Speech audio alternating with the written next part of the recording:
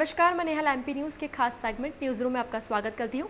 आज हम आपसे मध्य प्रदेश की तमाम छोटी बड़ी खबरों पर चर्चा करेंगे। तो चलिए न्यूज़ रूम की शुरुआत करते हैं। सबसे पहले केंद्र सरकार ने जनता को राहत देते हुए पेट्रोल पर 8 रुपये और डीजल पर 6 रुपये प्रति लीटर एक्साइज ड्यूटी घटाने का फैसला किया है। नए भाव रविवार से लागू हो गए हैं। मध्य प्रदेश में भी दामों पर का असर देखने को मिला और उनमें कमी देखी गई। भोपाल में पेट्रोल 118.14 रुपये और डीजल 101.16 रुपये लीटर था। अब यह घटकर 108.63 रुपये और 93.88 रुपये लीटर हो गया है। पेट्रोल पंप संचालकों का कहना है कि ये ज़रूरी नहीं है कि केंद्र सरकार द्वारा कम की गई एक्साइज ड्यूटी के बराबर ही दाम करेंगे या दाम होंगे। प्रदेश के हिसाब से इसमें कम या ज़्यादा भी हो सकते हैं। मुख्यमंत्री शिवराज सिंह चौहान ने केंद्र सरकार के फैसले का स्वागत करते हुए 2 ट्वीट किए।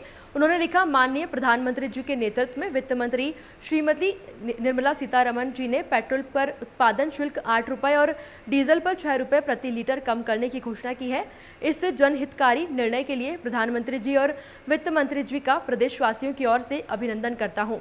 साथ ही अगले ट्वीट में उन्होंने लिखा कि पेट्रोल व डीजल पर केंद्रीय उत्पादन शुल्क कम करने के निर्णय से देशवासियों को अब पेट्रोल पर 9.5 रुपये और डीजल पर 7 रुपये प्रति लीटर की राहत मिलेगी। इस क्रांतिकारी निर्णय के लिए मैं माननीय प्रधानमंत्री जी और वित्त मंत्री जी का हृदय से आभार करता हूं। बात करें अगर अगली खबर की, तो मुख्यमंत्री शिवराज सिंह चौहान ने राहुल गांधी को देश का सबसे ज्यादा कुंठित, हताशा और निराशा नेता बताया है। सीएम शिवराज ने कहा कि देश में कोई उनके सुन नहीं रहा है तो वे विदेश जाकर बयान दे रहे हैं और राहुल अपरिपक्व हैं, लेकिन उनकी पार्टी के कुछ नेता उन्हें राष्ट्रीय नेता बनाना चाहते हैं।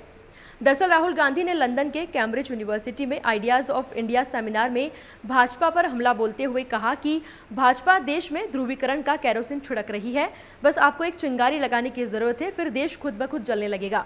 लंदन के कैम्ब्रिज यूनिवर्सिटी में आइडियाज ऑफ इंडिया सेमिनार में राहुल गांधी द्वारा दिए गए इस बयान पर मुख्यमंत्री शिवराज सिंह चौहान ने बड़ा हमला बोला। सीएम चौहान ने कहा कि राहुल गांधी ने अपनी देशभक्ति और राष्ट्रनिष्ठा पर ही प्रश्न चिन्ह खड़ा कर दिया है। अब आपको बताते हैं वो बात जिस पर मामा शिवराज ने राहुल गांधी पर निशाना साधना शुरू कर दिया। लंदन की कैम्ब्रिज यूनिवर्सिटी में आइडियाज ऑफ इंडिया सेमिनार पर राहुल गांधी ने केंद्र सरकार पर बड़ा आरोप लगाया और साथ ही राहुल गांधी ने कहा कि चीन ने लद्दाख और डोकलाम में यूक्रेन जैसे हालात कर दिए हैं, लेकिन सरकार इस पर एक्शन नहीं ले रही है। राहुल ने कहा कि सरकार इस मसले पर बोलने से भी डरती है। भाजपा देश में ध्रुवीकरण का केरोसिन छिड़क रही है, बस आपको एक चिंगारी लगाने की जरूरत है, फिर देश खुद ब खुद जलने लगेगा। उन्होंने कहा कि कांग्रेस समेत समूचे विपक्ष की लड़ाई सबसे पहले इसे रोकने की है।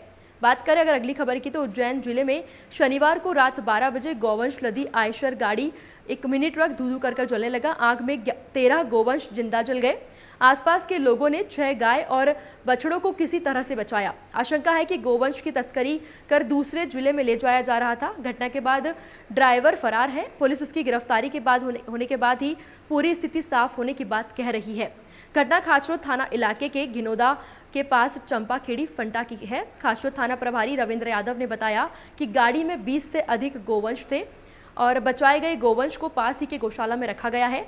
गाड़ी जावरा की तरफ से आ रही थी, लेकिन कहां जा रही थी अभी इसका पता नहीं चल पा रहा है। आग लगने के बाद गाड़ी का ड्राइवर और क्लीनर फरार है। टीआई यादव ने बताया कि गाड़ी में आग पहिए के कारण लगी है।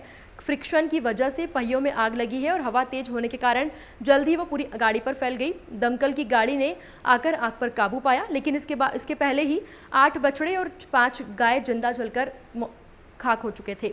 बात करें अगर अगली खबर की, तो विदिशा जिले में अब ट्रैफिक नियमों का उल्लंघन करने पर पुलिसकर्मी रसीद कट्टे की जगह पीओएस मशीनों से वाहन चालकों पर चालानी कार्रवाई कर सकेंगे। इस मशीन के मिल जाने से अब वाहन चालकों को पैसे नहीं होने का बहाना बनाकर नहीं बच सकते। इसमें नगद और कार्ड के जरिए चालान की राशि वसूल कर सकते हैं और अगर कुछ भी नहीं हो तो 15 दिन के भीतर भी चालान की राशि का भुगतान किया जा सकता है। 15 दिन में भुगतान नहीं करने वालों पर आरटीओ विभाग कार्रवाई करेगा।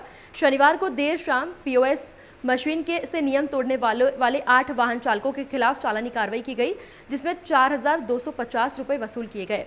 पुलिस अधीक्षक मोनिका शुक्ला ने पीओएस मशीन के बारे में जानकारी देते हुए बताया कि यातायात थाने के अलावा जिले के सभी 20 स्थानों पर पीओएस मशीन उपलब्ध कराई गई है। सभी थाना क्षेत्रों में पीओएस मशीन के संचालन के लिए प्रशिक्षण दिया जाएगा। मशीन में ट्रैफिक नियमों के उल्लंघन के हिसाब से चालानी राशि फीड की गई है। पुलिसकर्मी द्वारा वाहन नंबर एवं चालक का नाम दर्ज कराने के बाद रसीद दी जाएगी। वाहन चालक क्रेडिट कार्ड और डेबिट कार्ड से भुगतान कर सकते हैं। चालानी कार्रवाई का डेटा ऑनलाइन रहेगा। साथ ही इसकी जानकारी देते हुए इसकी जानकारी भी तुरंत पुलिस कंट्रोल रूम में पहुंचेगी और वाहन का नंबर, चालानी कार्रवाई की जानकारी आरटीओ ऑफिस के पास भी पहुंचेगी। अगर बार बार नियम तोड़ने वाले और राशि नहीं जमा करने वालों का नाम आता है तो उनका लाइसेंस भी निरस्त कर दिया जाएगा। बात करें अगर अगली खबर की, तो इंदौर में जिला, जनपद और ग्राम पंचायतों के साथ ही नगर निगम चुनावों का आरक्षण भी 25 मई को होगा। नगर निगम ने 85 वार्डों में से अधिकतम 34 वार्डों में SC, ST और OBC का आरक्षण होगा। इसमें से भी 13 वार्ड SC, 3 वार्ड ST और अधिकतम 18 वार्ड OBC के होंगे। सूत्रों के अनुसार राज्य सरकार ने जितनी मशक्कत OBC आरक्षण के लिए की, उसका इंदौर में असर उल्टा होगा। OBC आयोग की जो रिपोर्ट सरकार ने सुप्रीम कोर्ट में पेश की है, उसमें इंदौर की आबादी में OBC का आंकड़ा 21% है। इसीलिए इंदौर में अधिकतम 85 में से 18 वार्ड OBC के होंगे। पूर्व में परिषद की यह संख्या 21 थी। कुल 85 में से महिलाओं के ज़रूरत के हिसाब से 50% वार्ड होंगे।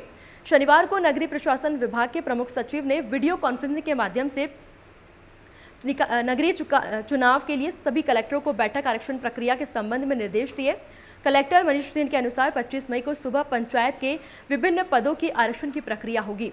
दोपहर में नगर निगम एवं जिले के 8 नगर परिषदों के पार्षद पदों के लिए आरक्षण की प्रक्रिया की जाएगी। सूत्रों का कहना है कि 1994 के आरक्षण के नियम के तहत आरक्षित वार्डों की संख्या 37 होती थी, जो सुप्रीम कोर्ट के आदेश पर अब 34 होगी। इस आरक्षण से कई वरिष्ठ और या 2 से 3 बार पार्षदों की मुश्किल बढ़ सकती है, जो पिछले 2-3 साल से अलग अलग वार्डों में तैयारी कर रहे थे। खासकर सामान्य या अनारक्षित श्रेणी के पार्षदों को अब नए आरक्षण से गुजरना होगा। नए ढंग से चिट्ठियां डलने के साथ ही सभी वार्डों की स्थिति बदल जाएगी, खासकर OBC और सामान्य श्रेणी की। बात करें अगर अगली खबर की, तो मध्य प्रदेश में भीषण गर्मी की छुट्टी नौतपा से पहले ही होने वाली गर्मी से अब लोगों को राहत नहीं मिलेगी। अगले 24 घंटे में भोपाल समेत प्रदेश के 12 जिलों में भारी बारिश की संभावना है। कुछ शहरों में गरज चमक के साथ तेज हवाएं चल सकती है। इंदौर में 24 मई तक हल्की बारिश हो सकती है। मौसम विभाग के अनुसार आज से पश्चिमी विक्षोभ एक्टिव हो जाएगा, इसमें से भी तापमान में गिरावट आएगी। मौसम विभाग के अनुसार सोमवार से प्रदेश भर में मानसून की हल्की सी बारिश की शुरुआत हो सकती है। इसका प्रभाव पूरे प्रदेश पर रहेगा। भोपाल, रीवा, सागर, चंबल, जबलपुर, कटनी, उमरिया, बालाघाट, अनूपपुर, शहडोल, ग्वालियर, दतिया और शिवपुरी में शाम तक हल्के बादल और गरज चमक हो सकती है और अगले 24 घंटे में हल्की बारिश भी हो सकती है। 3 से 4 दिन तेज हवाओं के साथ हल्की बारिश के आसार हैं। पिछले 24 घंटे में प्रदेश के कई जिलों में हल्की बारिश हुई है। मानसून ने केरल तट तक 27 और 28 मई तक पहुंचने की संभावना है। इस स्थिति में यह मध्य प्रदेश में 13 से 15 जून के बीच आ जाएगा। 20 जून तक पूरे प्रदेश में ये मानसून एक्टिव हो सकता है। इस बार इंदौर, उज्जैन में सामान्य और भोपाल और नर्मदापुरम, ग्वालियर, चंबल, जबलपुर में सामान्य से ज़्यादा बारिश होने की संभावना है। 22 मई से अलग अलग पश्चिमी विक्षोभ प्रभावी हो रहे हैं।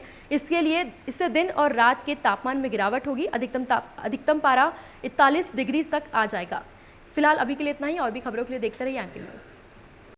MP की नब्ज, MP का हाल, मध्य प्रदेश की हर खबर MP न्यूज़ TV के साथ। लगातार खबरों के लिए सब्सक्राइब करें हमारा YouTube channel MP news TV। Latest updates के लिए बेल आइकन दबाना जरा भी न भूलें।